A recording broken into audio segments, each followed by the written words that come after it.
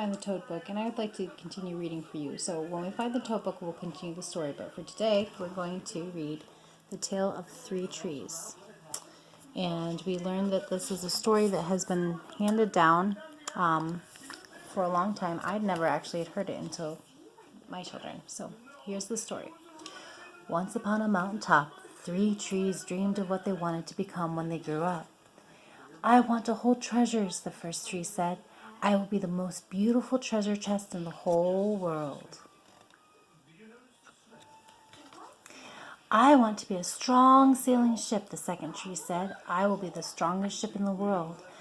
I don't want to leave this mountaintop at all, the third tree said. I want to grow so tall that when people look at me, they will raise their eyes to heaven and think of God. I will be the tallest tree in the world.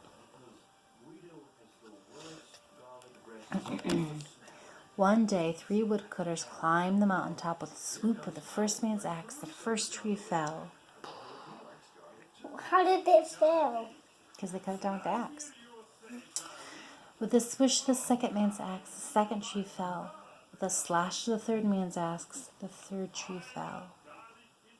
Somebody's. Cutting them down, yeah. Why are they cutting it down?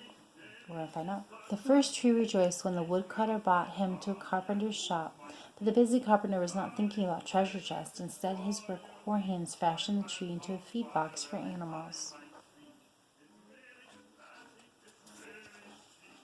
The second tree smiled when the woodcutter took him to a shipyard, but no mighty sailing ship were built that day. Instead, the one strong tree was made into a simple fishing boat. Can I see? Oh.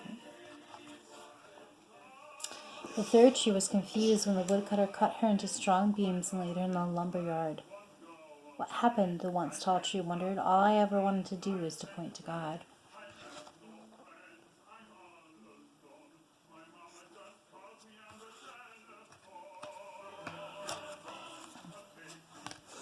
Many days and nights passed. The trees nearly forgot their dreams, but one night a golden star poured over the first tree as a young woman placed the newborn baby in the feed box, and suddenly the first tree knew he was holding the greatest treasures in the world.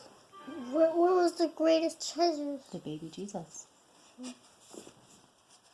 Can I look at it?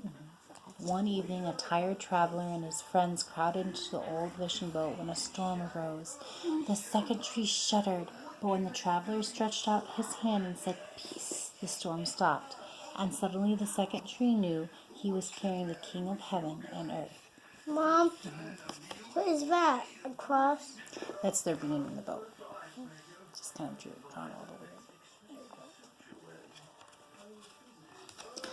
One Friday morning, the third tree was startled when Look at what's that?